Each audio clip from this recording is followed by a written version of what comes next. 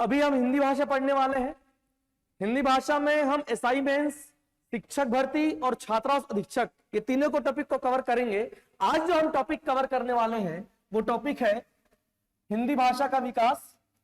हिंदी भाषा का विकास जो कि प्रत्येक व्यापम के एग्जाम में पूछा जाता है। इसके साथ ही हिंदी व्याकरण, हिंदी व्याकरण में जो टॉपिक कवर होने वाले हैं वो है वर्णमाला। क्या है? वर्णमाला। तो वर्णमाला देखिए, अगर हिंदी व्याकरण की मैं बात करूं तो हिंदी व्याकरण 3 टॉपिक में कवर होता है। हिंदी व्याकरण 3 शीर्षक में, 3 टॉपिक में कवर होता है। एक है वर्ण, वर्ण जो कि हिंदी भाषा की एक इकाई है, हिंदी भाषा की सबसे छोटी इकाई है। दूसरा है शब्द, वर्णों का समूह शब्द कहलाता है जो एक निश्चित अर्थ देता है। तीसरा है वाक्य। तो पूरी हिंदी भाषा ये 3 प्रमुख यूनिट है, 3 प्रमुख इकाई है, जिसमें पहली इकाई है, सबसे छोटी इकाई है वर्ण, उसके बाद शब्द, फिर है आपका वाक्य। तो जो एक पूरा का पूरा जो यूनिट है आपका, पूरा का पूरा जो यूनिट है वर्ण, जो कि हिंदी भाषा की सबसे छोटी इकाई है, वो हम आज कवर करेंगे, वर्णमाला।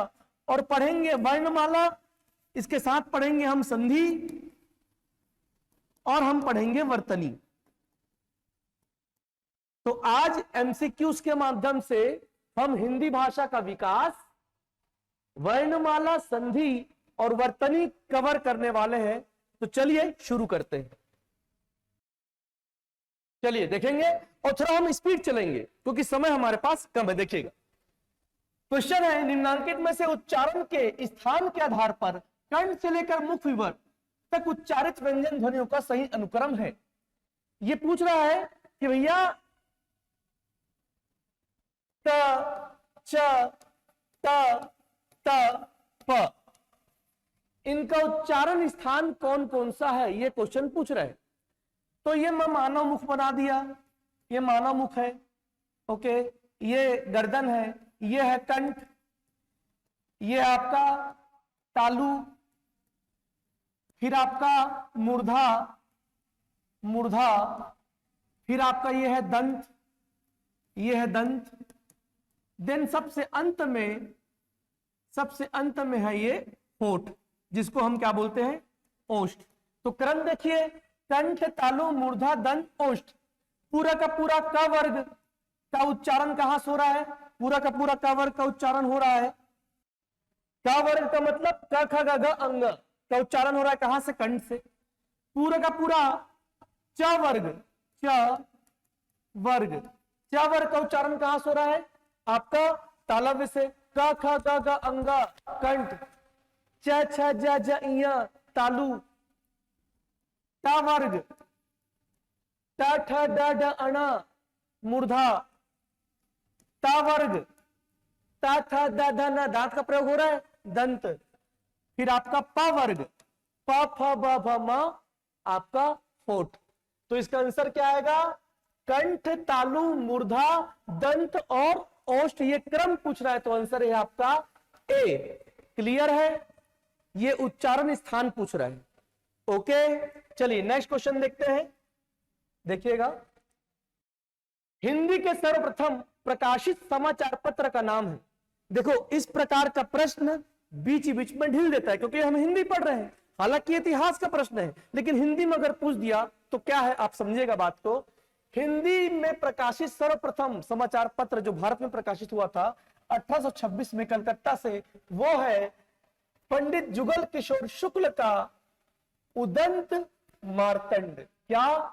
उदंत मार्तंड, पंडित जुगल किशोर शुक्ल।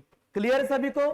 ठीक है। बाकी आपका पत्रिका का नाम दिया हुआ है, ओके, और उनके संपादक का नाम दिया हुआ है। ठीक है। जब मैं हिंदी साहित्य पढ़ाऊंगा आगे की कक्षा में, तब इसको और से और डिटेलिंग करूंगा, क्योंकि आपका सब इंस्पेक्टर में, व्यापम के प्रत्येक परीक्षा में काव्य से भी प्रश्न पूछता है, हिंदी साहित्य से भी प्रश्न पूछता है, रस छंद अलंकार से प्रश्न आता है। उस आगे की क्लास में आप देख पाएंगे कि उसके भी क्वेश्चन हम सॉल्व करेंगे। नेक्स्ट देखेंगे, हिंदी भाषा के विकास एवं इतिहास के संबंध में कौन सी पंक्ति सही नहीं है। ठीक है, टॉपिक हमारा क्या है, हिंदी भाषा का विकास एवं इतिहास। ठीक है, देखिएगा तो हिंदी भाषा के संबंध में कौन सी पंक्ति सही नहीं है, क्वेश्चन पूछ रहा है। पहला हम पढ़ते हैं, पहला कथन पढ़ते हैं, हिंदी भाषा के विकास का क्रम है संस्कृत, बिल्कुल सही है।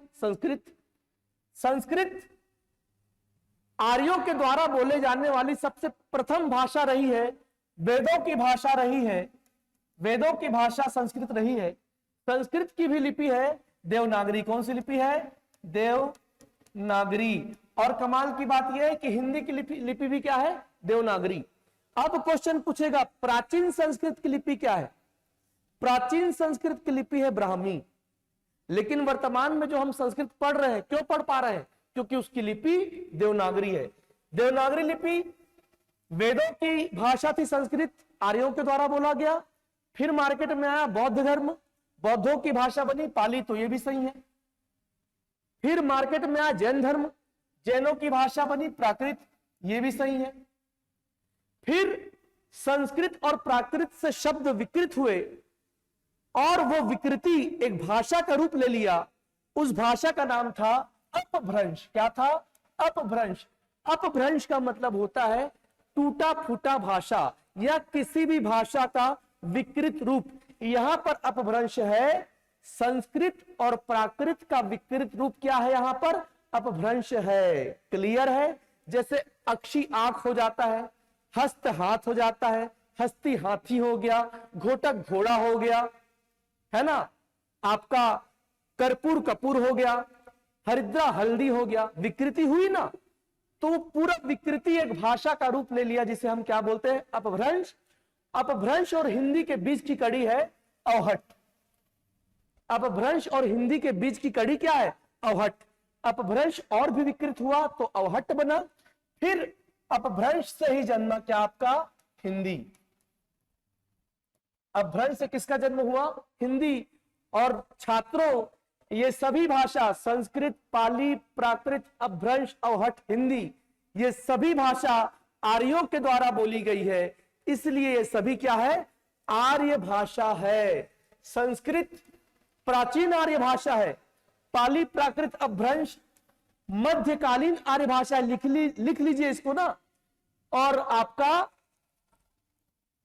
हिंदी जो है, हिंदी है आधुनिक आर्य भाषा। अब क्वेश्चन पूछता है कि आधुनिक आर्य भाषा का विकास किससे हुआ है या हिंदी का विकास किससे हुआ है, तो आंसर लेगा अपभ्रंश। हिंदी या आधुनिक आर्य भाषा का विकास अपभ्रंश से हुआ है और दोनों के बीच की कड़ी है अवहट। क्लियर है। चलिए नेक्स्ट, हिंदी की कुल कितनी उपभाषाएं हैं, 5 उपभाषाएं हैं। हिंदी की 5 तो ये कथन सही है, ये कथन भी सही है। हिंदी की 5 उपभाषाएं आप देख लीजिए। अच्छा देखिएगा, फिर सेकंड कथन हमारा क्या है, सेकंड कथन, हिंदी की कुल उपभाषाएं 5 है, ये सही है। तो हिंदी की कुल 5 उपभाषा है। हिंदी की 5 उपभाषा का मतलब होता है कि हिंदी कितने वैरायटी में बोला जा रहा है, तो हिंदी 5 वैरायटी में बोला जा रहा है। हिंदी के जो 5 प्रकार है उसे ही हम हिंदी की उपभाषाएं कहते हैं। ये पीएससी प्री में भी पूछ चुका है, मेंस में भी पूछ चुका है, व्यापम में भी पूछ चुका है। क्लियर है। तो हिंदी की जो 5 उपभाषाएं हैं वो है, नंबर 1 पश्चिमी हिंदी। पश्चिमी हिंदी जो कि आपका हरियाणा से लेकर बुंदेलखंड तक जो हिंदी बोला जाता है। हरियाणा में बोलते हैं खड़ी बोली, कौरवी, खड़ी बोली को कौरवी भी कहते हैं ना, याद रखिएगा। क्वेश्चन पूछा है खड़ी बोली को किस नाम से जाना जाता है, तो कौरवी के नाम से भी जाना जाता है। ओके, ये क्या है, खड़ी बोली कौरवी पश्चिमी हिंदी है। और खड़ी बोली को मानक हिंदी का दर्जा मिला है। किसका दर्जा मिला है, मानक हिंदी का, ये भी प्रश्न है। ओके, तो पश्चिमी हिंदी एक हिंदी की उपभाषा है जिसके अंतर्गत खड़ी बोली आता है। ओके, हरियाणवी आता है, बुंदेली आता है, कन्नौजी आता है, ब्रज भाषा आता है, ये सभी पश्चिमी हिंदी है। तो नंबर 1 पश्चिमी हिंदी। नंबर 2 पूर्वी हिंदी। पूर्वी हिंदी में कौन कौन सी भाषाएं आती है, तो अवधी आता है, बघेली आता है, अवधी, बघेली और आपका छत्तीसगढ़ी। ये तीनों पूर्वी हिंदी के अंतर्गत आता है। हम जो छत्तीसगढ़ी बोल रहे हैं पूर्वी हिंदी के अंतर्गत आता है, पूर्वी हिंदी, हिंदी की एक उपभाषा। नंबर 3 बिहारी। बिहारी भी हिंदी की उपभाषा है जिसके अंतर्गत आता है मैथिली, मगही, मैथिली और आपका मगही। तो मैथिली और मगही ये दोनों बिहारी के अंतर्गत आता है। ये भी आपकी हिंदी की एक उपभाषा है। नंबर 4 पहाड़ी हिंदी। पहाड़ी हिंदी, पहाड़ी हिंदी कहां बोलते हैं? उत्तराखंड में बोलते हैं, उत्तराखंड में बोलते हैं, कुमाऊनी क्षेत्र में बोलते हैं, गढ़वाली क्षेत्र में बोलते हैं क्या? पहाड़ी हिंदी। और नंबर 5 राजस्थानी। आप राजस्थान में जाओगे, राजस्थानी आपके समझ में आएगी। क्यों समझ में आएगी? क्योंकि राजस्थानी जो है वो भी हिंदी की एक उपभाषा है। तो हिंदी की 5 उपभाषाएं हैं, ये भी कथन सही है। नंबर सी पूर्वी हिंदी के अंतर्गत अवधी, ये गलत है। और अवधी, बघेली और छत्तीसगढ़ी आती है, क्योंकि बुंदेली किसके अंतर्गत आता है? बुंदेली आता है पश्चिमी हिंदी के अंतर्गत आता है बुंदेली। क्लियर है सभी को? तो हमारा आंसर क्या है? हमारा आंसर है सी। क्या क्वेश्चन पूछा है? कौन सी पंक्ति सही नहीं है? इसका मतलब डी सही होगा। आधुनिक आर्य भाषा का विकास किससे हुआ है? अपभ्रंश से हुआ है। और आधुनिक आर्य भाषा क्या है? हिंदी। क्लियर है? चलिए नेक्स्ट क्वेश्चन में चलते हैं। इसको उतारते चलिएगा ना, मैं प्रत्येक प्रश्न के बाद स्क्रीन से बाहर हो जाऊंगा ताकि आप लोग उतारने का आपको समय मिल जाए, ठीक है? और पॉज करके भी आप उतार सकते हैं। देखिएगा नेक्स्ट, भाषा के घटक चुनिए। तो मैंने आपको बताया भाषा की इकाइयां कौन कौन सी इकाई है भैया? वर्ण है, शब्द है, वाक्य है। तो ये भाषा की इकाइयां ही क्या है? भाषा के घटक है। तो देखते हैं, वर्ण ये शब्द है ना, शब्द, शब्द, वर्ण, शब्द, पद। हाँ, पद भी भाषा का घटक है। वाक्य, तो वर्ण, शब्द, पद, वाक्य, हाँ ये चारों भाषा के घटक है। अनुच्छेद नहीं है, निबंध नहीं है। निबंध गद्य की एक विधा है, साहित्य की एक विधा है। ओके, यहां पर भी ये नहीं है, ये शब्द है ना, शब्द है। ओके, शब्द है, पद है, वाक्य ये नहीं है। ओके, पद क्या है मैं आपको समझाता हूं। पद समझिएगा बात को। मैं लिखा हूं क, कलम के क, कलम के क्या क्या है? ये वर्ण है। मैं लिखता हूं का, की, कु, का, की, ये क्या है? ये अपने आप में एक अक्षर है। क्या है? अक्षर है। ओके, मात्रा को हटाने के बाद वो बन जाता है वर्ण, और मात्रा यदि है तो वह अक्षर है। ठीक है, अब मैं लिखता हूं राम। ये राम क्या है? ये राम है शब्द। अब मैं लिख देता हूं राम अच्छा लड़का है। राम अच्छा लड़का है। समझिएगा बात को। तो ये पूरा का पूरा क्या बन गया? वाक्य बन गया, वाक्य बन गया। तो राम को यदि मैं ऐसा सिंगल लिखता हूं, स्वतंत्र लिखता हूं, तो शब्द है। शब्द स्वतंत्र होता है, लेकिन जब शब्द वाक्य का हिस्सा बन जाए तब बेटा वो हो जाता है पद। क्या हो जाता है? पद। इस वाक्य में राम एक पद है, अच्छा एक पद है, लड़का एक पद है, और है भी एक क्या है? पद है। क्लियर है सभी को? तो ये पद और शब्द में ये डिफरेंस है। क्लियर है सभी को? वाक्य क्या है? क्वेश्चन पूछा, वाक्य पदों का समूह है, शब्दों का समूह है।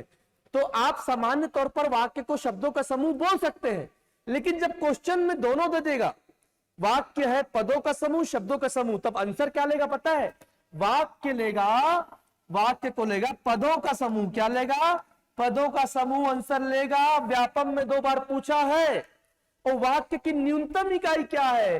तो वाक्य की न्यूनतम इकाई है, न्यूनतम इकाई पद।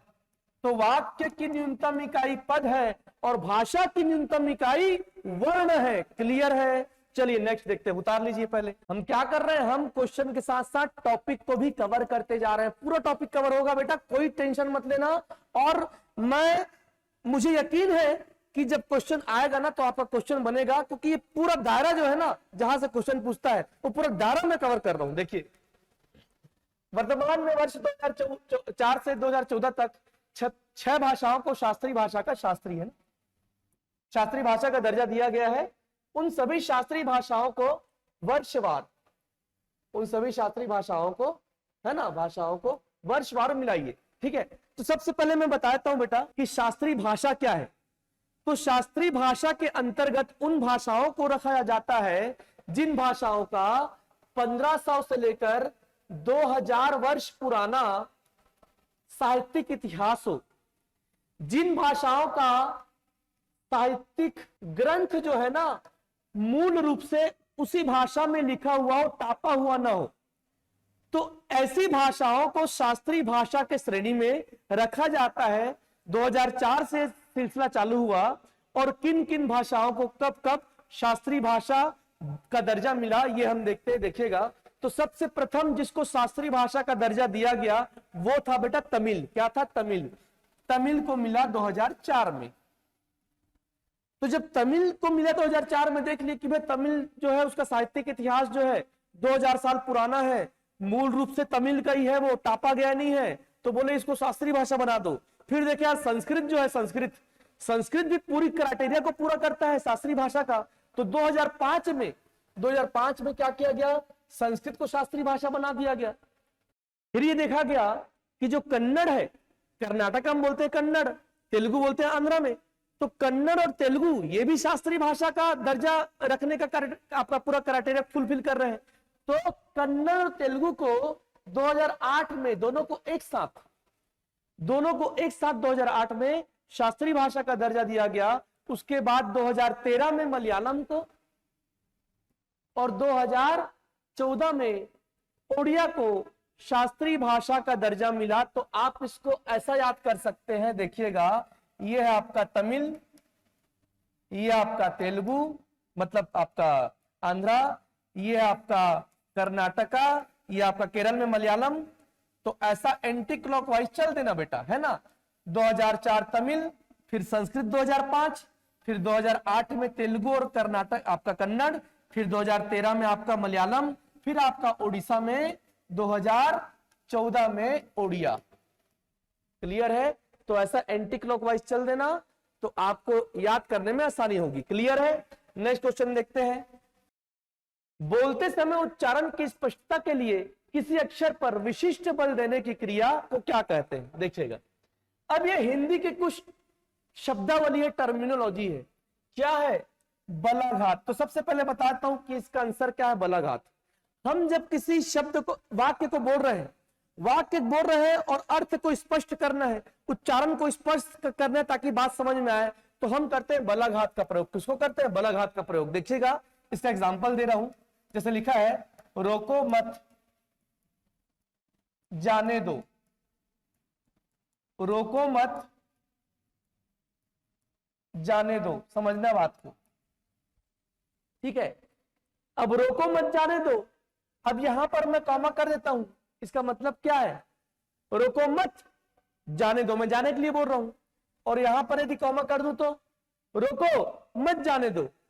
लिखूंगा तो समझ में आ रहा है, लेकिन मैं बोलूंगा तो मुझे बलाघात का प्रयोग करना पड़ेगा। आप समझना बात को। रोको, मैंने क्या किया? अक्षर पर बल दिया, मत जाने दो। रोको मत, अब मैंने मत पर बल दिया, जाने दो।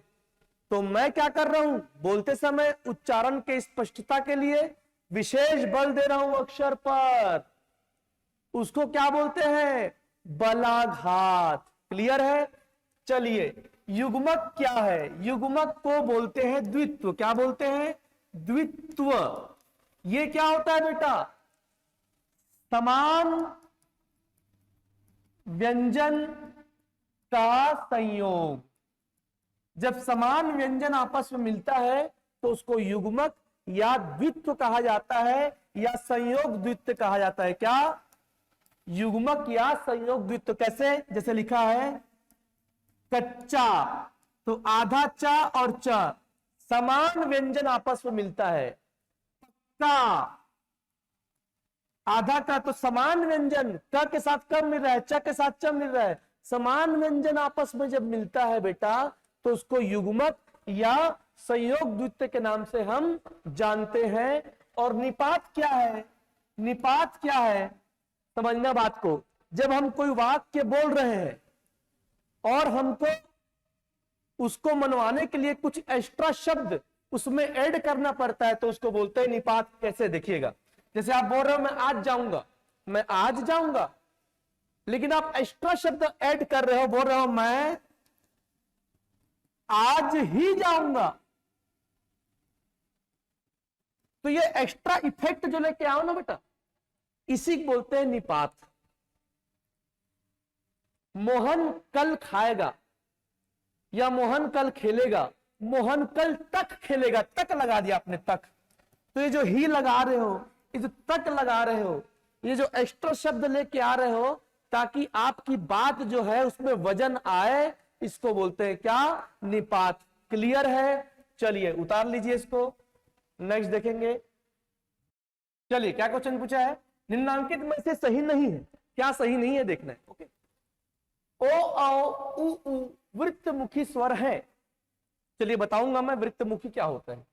बोलते समय समय उच्चारण की स्पष्टता के लिए किसी अक्षर पर विशेष बल देने की क्रिया को बलाघात कहते हैं। ये पढ़ चुके हैं अपन। रोको मत जाने दो, रोको मत जाने दो। क्लियर है? ओके। संयोग द्वित्व मैंने अभी आपको बताया है, इसको क्या कहते हैं? इसको युग्मक भी कहते हैं। क्या कहते हैं? युग्मक, है ना। दो असमान व्यंजन के सॉरी दो समान व्यंजन के मेल को, दो समान व्यंजन के मेल को क्या कहते हैं? युग्मक या फिर संयोग द्वित्व कहते हैं। कच्चा पक्का मैंने आपको उदाहरण दिया, च के साथ च, क के साथ क। क्लियर है? और भी कोई भी, ग के साथ ग। भाई दो समान व्यंजन मिल रहे, चाहे क हो, चाहे ग हो, चाहे छ हो, चाहे ट हो, मतलब क्या होगा? वो संयोग द्वित्व या फिर युग्मक होगा। क्लियर है सबको? संयुक्त व्यंजन क्या है? संयुक्त व्यंजन क्या है तो देख लो भैया, ये का प्लस श क्या बनता है? क्ष। असमान व्यंजन का मेल ही क्या है? असमान व्यंजन का मेल संयोग द्वित्व है और सॉरी संयुक्त व्यंजन है, और ये असमान नहीं है, समान। तो इसका आंसर ये होगा। सही नहीं छाटना है, हमने सही नहीं छाट लिया क्या? ये ठीक है, क्योंकि संयोग द्वित्व समान व्यंजन का मेल होता है, असमान का नहीं होता। जबकि संयुक्त व्यंजन क्या होता है? असमान व्यंजन का मेल होता है। का प्लस श क्ष, ज प्लस य ज्ञ, श प्लस र श। ओके, और आपका क्या बच रहा है भैया? त प्लस र क्या होता है? त्र। क्लियर है सभी को? तो क्वेश्चन पूछेगा संयुक्त व्यंजन, तो अलग अलग व्यंजन का मेल, असमान व्यंजन का जो मेल है वो क्या है? संयुक्त व्यंजन। एक शब्द आपको और मिलेगा, वो है संपृक्त। क्या? संपृक्त ध्वनि। क्या? संपृक्त ध्वनि। तो संपृक्त ध्वनि क्या होता है? असमान व्यंजन का मेल, ये संपृक्त ध्वनि भी होता है ना। जस्ट लाइक या असमान ध्वनि का मेल, असमान व्यंजन लिखा रहेगा या ध्वनि का मेल। ठीक है, जैसे लिखा रहेगा कंबल, जैसे लिखा रहेगा संबल, तो मां और बा अलग अलग व्यंजन मिल रहा है, अलग अलग ध्वनि मिल रहा है, अलग अलग ध्वनि मिल रहा है। तो असमान ध्वनि का मेल को हम संपृक्त ध्वनि भी कहते हैं। ये क्वेश्चन पूछ चुका है, जितना बता रहा हूं ना ये सब क्वेश्चन पूछ चुका है, और व्यापम करता है रिपीट, और पूछने का पूरा आपका गुंजाइश है। क्लियर है? अब मैं आता हूं ये क्या लिखा है? क्या लिखा है क्वेश्चन में? ओ औ उ उ वृत्तमुखी स्वर है, तो हाँ है। इसको उतार लिए आप? इसको उतार लिए? चलो मैं उसमें आता हूं, देखिएगा। वृत्तमुखी देखिए, एक होता है वृत्तमुखी, एक होता है अवृत्तमुखी। ये हमारा होठ है। होठ के गोलाई के आधार पर स्वर के दो प्रकार हैं। दो प्रकार किसके आधार पर? होठ के गोलाई के आधार पर। इसका मतलब क्या हुआ? अलग अलग आधार पर स्वर के अलग अलग प्रकार है। क्वेश्चन पूछेगा मात्रा के आधार पर स्वर के कितने प्रकार? तो मात्रा के आधार पर स्वर के दो प्रकार है। कौन कौन से प्रकार? दो प्रकार है। आपका लघु स्वर, लघु को हम ह्रस्व भी कहते हैं। आपका दीर्घ स्वर, दीर्घ को हम गुरु भी कहते हैं। ठीक है, ये एक मात्रा और ये आपका दो मात्रा। संस्कृत में प्लुत स्वर भी होता है। क्या? प्लुत स्वर। हिंदी में नहीं होता बेटा, संस्कृत में होता है। और प्लुत स्वर को कितना मात्रा काउंट करते हैं? तीन मात्रा काउंट करते हैं। प्लुत स्वर को 3 मात्रा काउंट करते हैं। ये आपका अ, ई, उ, ऋषिकारी, ये है लघु स्वर। लघु स्वर को हम मूल स्वर भी कहते हैं। क्या कहते हैं? मूल स्वर भी कहते हैं। और उसके बाद जो बचा आ, ई, उ, ए, ओ, औ, ये क्या है आपका? ये आपका है दीर्घ स्वर, क्योंकि इसको 2 मात्रा काउंट करते हैं। उसके अलावा ए, ओ, ओ जो है ये आपका संयुक्त स्वर भी क्या है? संयुक्त स्वर। तो ओ दीर्घ तो है ही, क्योंकि 2 मात्रा है। उसके साथ साथ ये संयुक्त है। क्यों संयुक्त है? क्योंकि ए बना है अ प्लस ई से। जब अलग अलग व्यंजन का मेल होता है तो संयुक्त व्यंजन, अलग अलग स्वर का मेल होगा तो संयुक्त स्वर। ये बना है अ प्लस ए से। अ के बाद ए बोलो, ए आता है। ओके। ओ बना है अ प्लस ओ प्लस उ से बना है ओ। ओके। और आओ बना है अ प्लस ओ से। अ के बाद ओ बोलो, औ। अ के बाद ए बोलो, ए। संयुक्त स्वर। क्लियर है? चलिए, पुरुष स्वर में 3 मात्राएं होती है। संस्कृत में से लिखते हैं ना ओम। तो ये कितना मात्रा हो गया है? 1, 2 और 3, ये 3 मात्रा हो गया। ये एच नहीं है, इसको बोलते हैं लुप्ताकार। क्लियर है?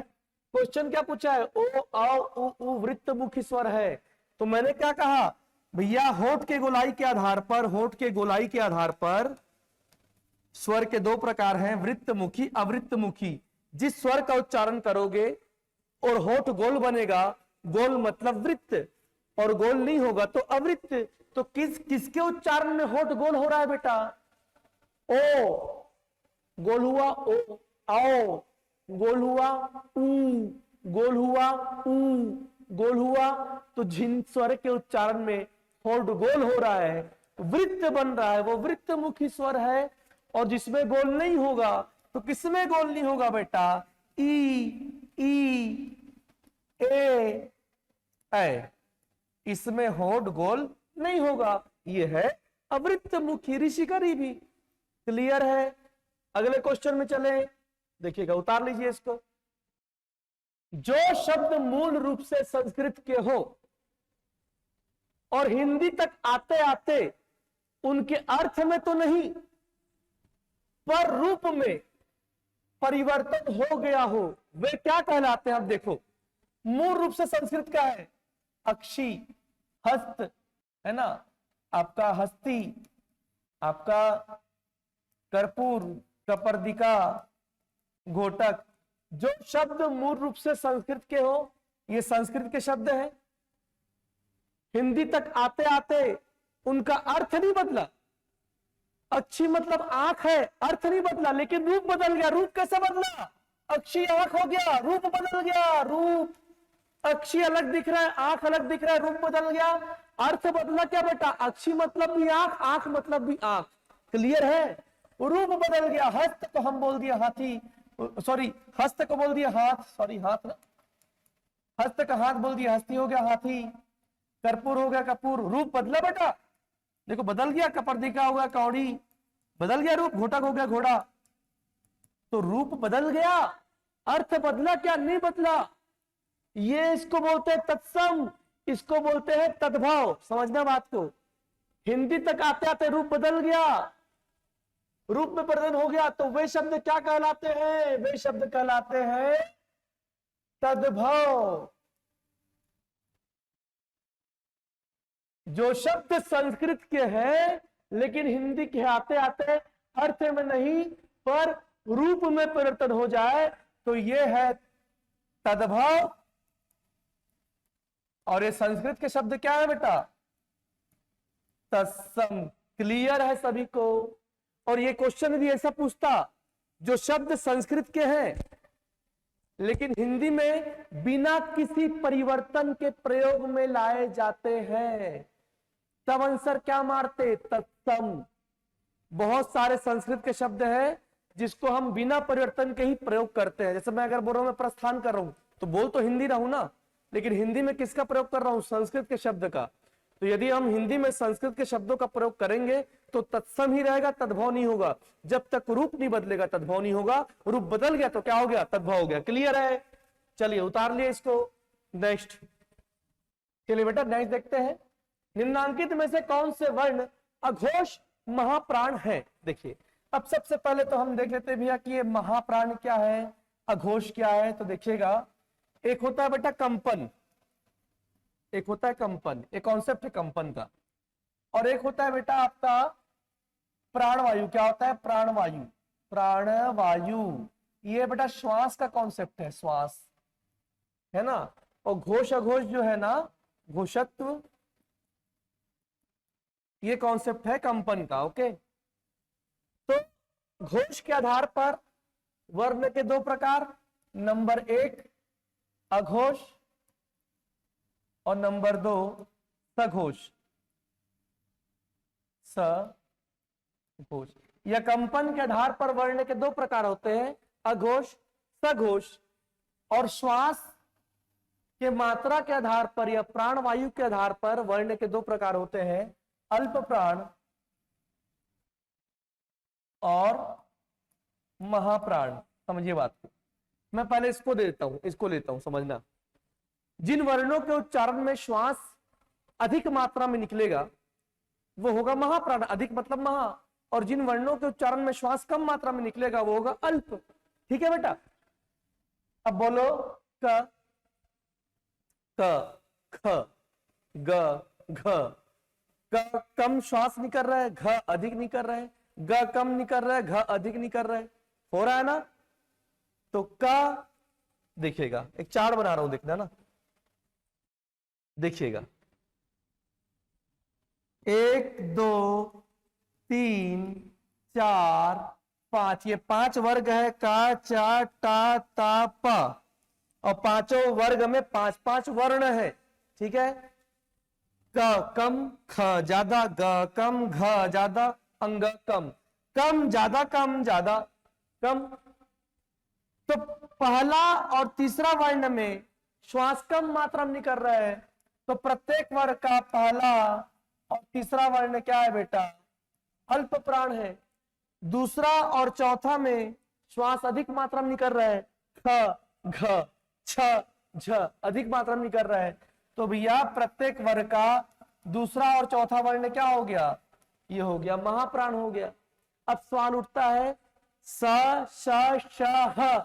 तो स, श, श, ह उष्मीय व्यंजन है, क्योंकि इनके उच्चारण में घर्षण हो रहा है, और घर्षण से होता है हीट। और घर्षण कब होगा? जब अधिक मात्रा में निकलेगा। तो स, श, श और ह ये भी क्या है बेटा? महाप्राण है। और सभी स्वरों का उच्चारण करो, अ, आ, ई, उ, ए, ओ, औ। कम मात्रा में निकल रहा है, तो सभी स्वर क्या होंगे? सभी स्वर अल्प प्राण होंगे। य, र, ल, व अंतस्थ व्यंजन बोलते हैं। य, र, ल, व श्वास कम मात्रा में निकल रहा है, तो य, र, ल, व क्या होगा? अल्प प्राण होगा। क्लियर है? तो जिसमें श्वास कम मात्रा में निकले वो अल्प प्राण, जिन वर्णों के उच्चारण में श्वास अधिक मात्रा में निकलेगा वो होगा महाप्राण। क्लियर है? अब कंपन का कॉन्सेप्ट है अघोष और सघोष। देखिएगा, ये हमारा वोकल कॉर्ड है, स्वर तंत्री है। अब जिस वर्ण के उच्चारण में स्वर तंत्री में वोकल कॉर्ड में झनकार होगा, वाइब्रेशन होगा, कंपन होगा, वो होगा सघोष।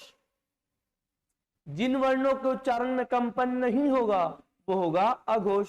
उच्चारण करते हैं, क, ख, ग, घ, अंग। ग, घ, अंग जैसा बोल रहा हूं, चेंबर टाइप का खुल रहा है ना। स्वर तंत्री में ऐसा कंपन टाइप का हो रहा है, थोड़ा सा वाइब्रेशन हो रहा है ना। वो गमक जो आ रहा है, गमक, वो वही है कंपन, वही है सघोष।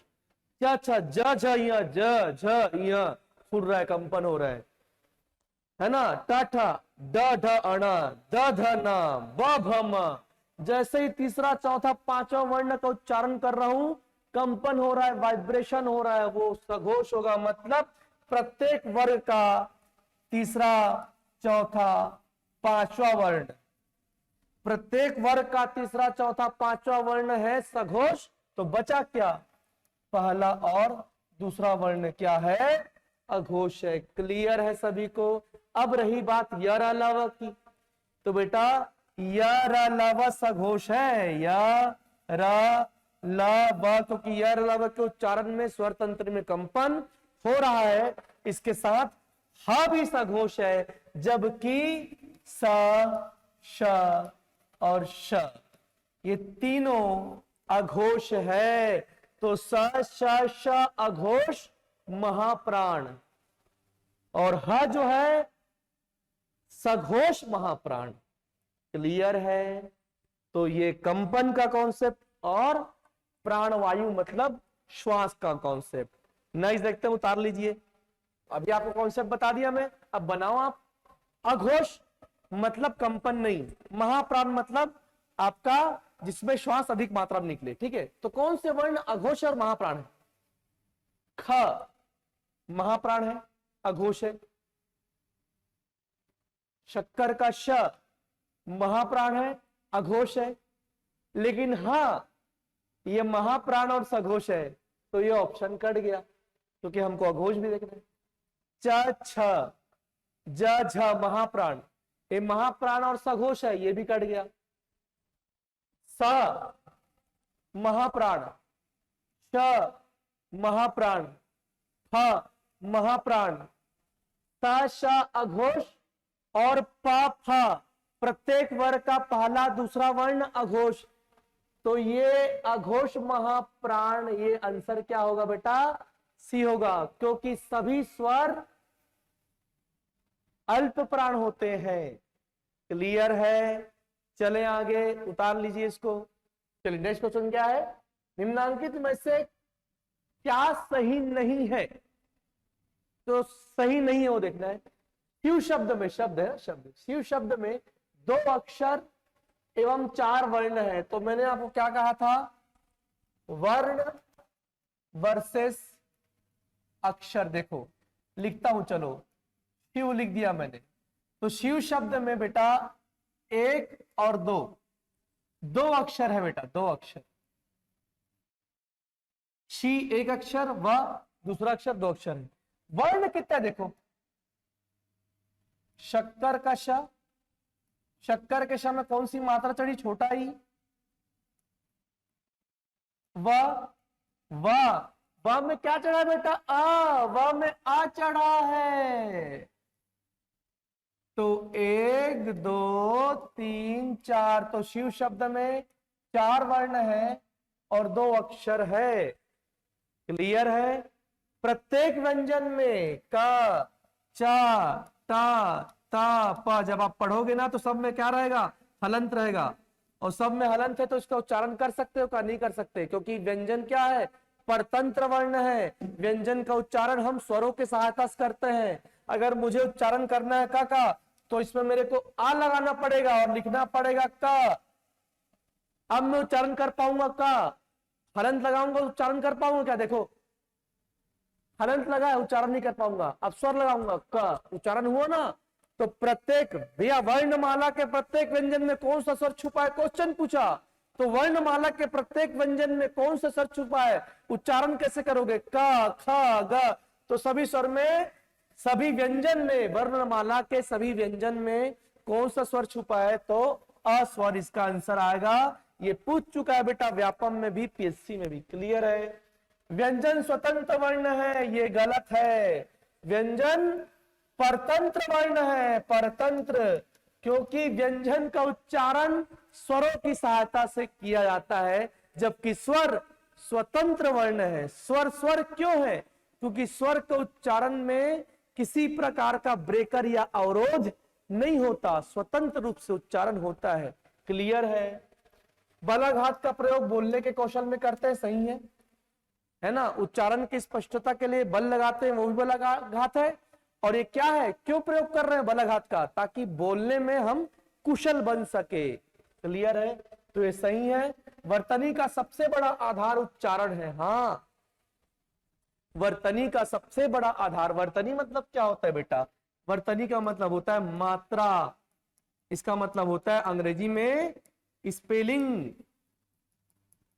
ओके, तो आप उच्चारण सही करोगे तब आप सही मात्रा सही वर्तनी लिखोगे। आप ब्राह्मण बोलोगे ब्राह्मण तो ऐसे लिखोगे ब्राह्मण, आप ब्राह्मण बोलोगे तो ब्राह्मण ऐसे लिखोगे। तो आप उच्चारण सही करोगे तो सही वर्तनी लिखोगे। आप चिन्ह बोलोगे चिन्ह तो चिन्ह ऐसे लिखोगे जो कि गलत है। आप चिन्ह बोलोगे चिन्ह चिन्ह बोलोगे तो आप चिन्ह ऐसे लिखोगे चिन्ह, ये सही है। क्लियर है? देखो ये सही है ये गलत है।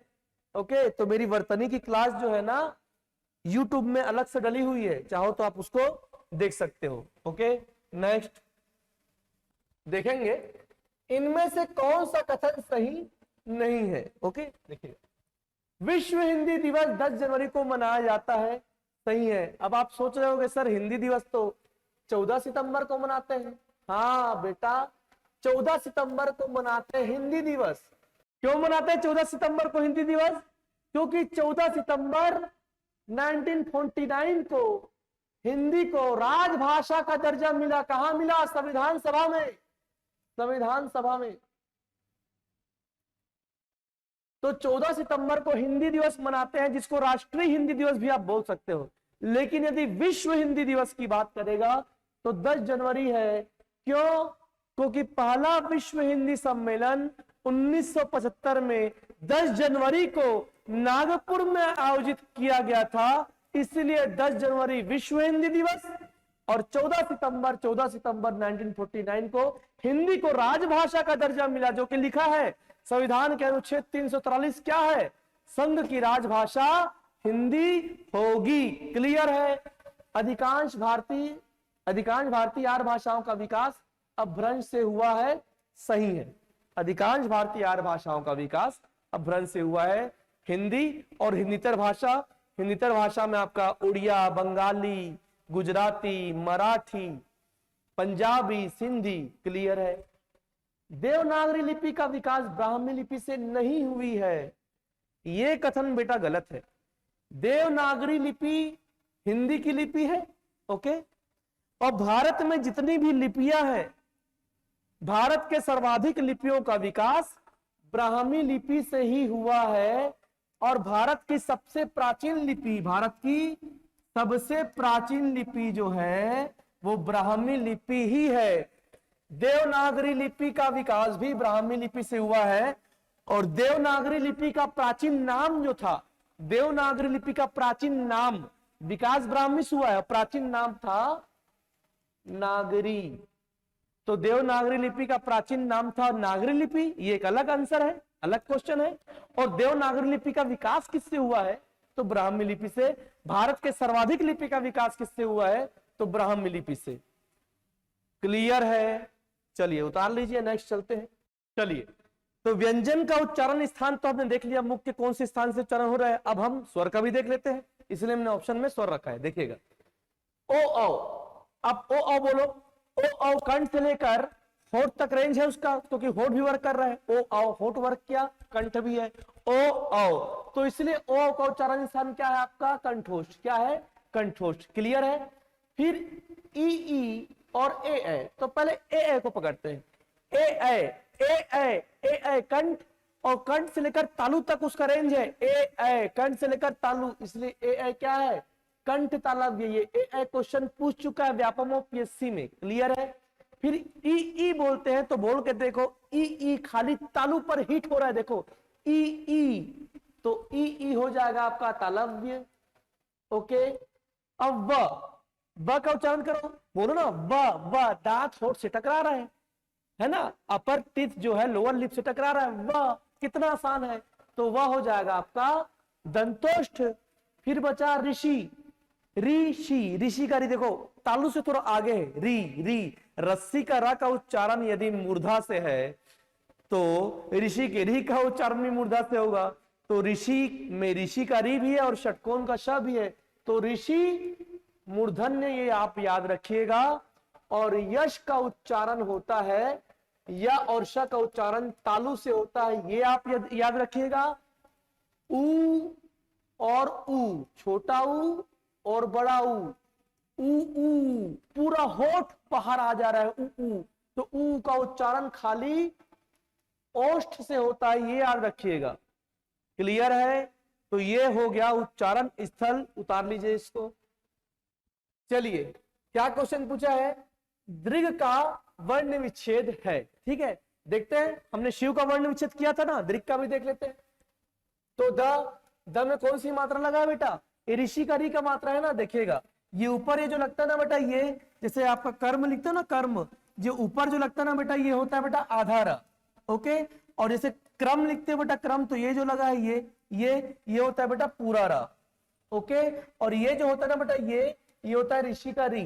तो द में कौन सी मात्रा लगा है बेटा, ऋषि का री। और ऋषि का री बेटा आधा नहीं होता, पूरा ही होता है। तो द धन ऋषि का री धन ग में क्या लगा है आपका स्वर अ। तो इसका आंसर क्या होगा बेटा, इसका आंसर होगा ए। ओके, उतार लीजिए। चलिए अगला प्रश्न क्या बोल रहा है, र का विवरण है। र क्या है उसका विवरण देखना है। तो सभी में वर्ष लिखा है, तो वर्ष का मतलब मैं आपको बता देता हूं बेटा, वर्ष्य आधा था आधा सा य। वर्ष का मतलब होता है ये अपर टीथ जो है ना, उसके ऊपर जीभ में टच करके देखो, है ना, दांत के ऊपर जब ऊपर का जो खुरदुरा भाग है, टच करो जीभ से, तो दांत के ऊपर का जो खुरदुरा भाग है ना, उस खुरदुरे भाग को हम वर्ष बोलते हैं। और र का उच्चारण करो, र र र। तो र का उच्चारण मूर्धा अगर देगा तो मूर्धा आंसर आएगा, वर्ष अगर देगा तो वर्ष भी अंदर आंसर आएगा। ठीक है, तो र आपका र जो है वर्ष आएगा। ठीक है, र का उच्चारण करो, र र र। आपका जीभ जो है लुढ़क रहा है, र। लुढ़कना का मतलब होता है बेटा लुंठित। र बोलो ना, र लुढ़कता है ना, तो लुंठित। तो र वर्ष से है, लुंठित है। र या र लव सघोष है बताया था, तो र सघोष भी है, वर्ष है, लुंठित है, सघोष है। र जो है या र लव अल्प प्राण है, महाप्राण तो नहीं है क्योंकि श्वास कम मात्रा में निकल रहा है। तो वर्ष, लुंठित, सघोष, अल्प प्राण, अल्प प्राण है। और क्या है, अल्प प्राण व्यंजन है। तो आंसर क्या है बेटा इसका, ए। वत्स्य है, लुंठित है, सघोष है और महाप्राण है। तो ये अपने आप में एक यूनिक क्वेश्चन है, इसको सामान्य छात्र नहीं बनाएगा, इसको बनाएंगे आप। चलिए नेक्स्ट क्वेश्चन क्या है, संबल में कौन सी ध्वनि है। मैंने आपको क्या बताया है, जब दो अलग अलग ध्वनि आपस में मिलते हैं तो उसे क्या कहते हैं, संपृक्त ध्वनि कहते हैं। तो क्या है संपृक्त ध्वनि, क्या है, अलग अलग ध्वनि का आपस में मेल, संपृक्त ध्वनि है। अलग अलग व्यंजन आपस में मिलेगा, का प्लस षटकोण का श, ये होगा संयुक्त व्यंजन, संयुक्त व्यंजन। तो संबल में कौन सी ध्वनि है बेटा, संपृक्त ध्वनि है, क्योंकि मां आपका मां ब अलग अलग ध्वनि का मेल है, संपृक्त। ओके, युग्मक मतलब समान व्यंजन का मेल जब होगा तो उसको क्या बोलेंगे, युग्मक। आपको बता चुका हूं, जैसे कच्चा, च का मेल च से, पक्का, क का मेल क से। क्लियर है, युग्मक को और क्या बोलते हैं बताया हूं, आपका संयोग द्वित्व, क्या कहते हैं, संयोग द्वित्व। क्लियर है, नोट डाउन कीजिए। क्वेश्चन क्या पूछा बेटा, स्वर रहित र का प्रयोग हुआ है। ठीक है, अब देखो ट्रक, ये क्या है बेटा, ये है ये जो है ना, जब ट्रक ट पे लगेगा तो ये हो गया, तो ये र है। ठीक है, मैंने कहा था ये आधा र है और ये पूरा र होता है। तो स्वर रहित मतलब ऊपर ये वाला पुनर्निर्माण, हाँ बेटा ये आधा र है। तो स्वर रहित मतलब इसका आंसर क्या होगा बेटा, बी। क्योंकि त्राटक में बेटा ये ता प्लस र, त्र बनता है, तो उसमें स्वर है, इसमें स्वर है। शत्रु में बेटा इसमें भी स्वर है, ता प्लस र, र में कौन सी मात्रा, उ की मात्रा बेटा। तो इस र में स्वर है, इस र में स्वर है, लेकिन इस र में स्वर नहीं है। नेक्स्ट करेंगे। तो एग्जाम के दृष्टिकोण से बहुत ही यूनिक क्वेश्चन मैं लेकर आया हूं बेटा, है ना, यहां बना दिए मतलब क्वेश्चन आपका छूटना ही नहीं है। हिंदी में व्यंजन वर्णों की संख्या कितनी है, बार बार पूछा गया है। और बच्चे जो है गलत मार के आते हैं, व्यंजन वर्ण मार देते हैं 39, स्वर मार देते हैं 13, और 39 13 52, 52 वर्णमाला मार के आते हैं, गलत हो जाता है बेटा। तो जब भी हिंदी व्यंजन वर्णों की संख्या पूछेगा, व्यंजन वर्णों की संख्या पूछेगा, आपको आंसर लेना है 33, क्योंकि बाकी के आपके जो आपके अड़ा और अढ़ा जो है इसको हम काउंट नहीं करते, और क्ष, त्र, ज्ञ और स्र इसको भी हम काउंट नहीं करते। तो 39 में 6 गया, कितना बचेगा बेटा 33। ओके, और स्वरों की संख्या पूछेगा तो क्या मारोगे, स्वरों की संख्या आएगा 11, क्योंकि अम और अह को काउंट नहीं किया जाता, ये दोनों हैं अयोगवाह।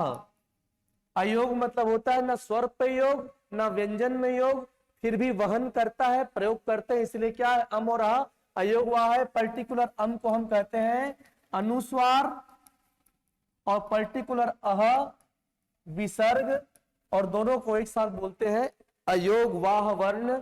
किसी में इसका योग नहीं करते, ना स्वर में ना व्यंजन में। तो स्वरों की संख्या कितनी हो गई बेटा 11, 11 लेना आंसर। उतारिएगा इसको, देखिएगा उक्षिप्त व्यंजन है। सबसे पहले मैं आपको उक्षिप्त का अर्थ बताता हूं। उक्षिप्त मतलब क्या होता है, झटके से ठिकाना। यदि किसी वर्ण का प्रयोग कर रहे हैं, किसी व्यंजन का प्रयोग कर रहे हैं, और हमारा जीभ जो है झटके से फेंका रहा है, उसको बोलते हैं उक्षिप्त, है ना। और इसमें आपका अड़ा और अढ़ा, अड़ा अढ़ा अड़ा अढ़ा, तो अड़ा और अढ़ा के उच्चारण में जीभ जो है झटके से फेंका रहा है, इसीलिए अड़ा और अढ़ा को हम उक्षिप्त व्यंजन के नाम से भी जानते हैं, और इन दोनों को हम द्विगु व्यंजन के नाम से भी जानते हैं, क्योंकि ये गिनती में है 2, इसीलिए द्विगु व्यंजन, और झटके से फेंकाता है जीभ, इसीलिए उक्षिप्त व्यंजन। क्लियर है सभी को, उतारिएगा, नेक्स्ट देखेंगे। चलिए अगला क्या है, हिंदी व्याकरण के अंतिम पंचमाक्षरों का उच्चारण स्थान क्या है। अंतिम पंचमाक्षर मतलब बेटा ये बोल रहा है क ख ग घ अंग, च छ ज झ ञ, ट ठ ड ढ ण, ट थ द ध न, और प फ ब भ म। ये पंचमाक्षर की बात कर रहा है बेटा। अंग, इय, अणा, न, म का क्वेश्चन को समझना है ना, हमको समझना है। ओके, उच्चारण स्थान क्या है बेटा, क्या है बताइए।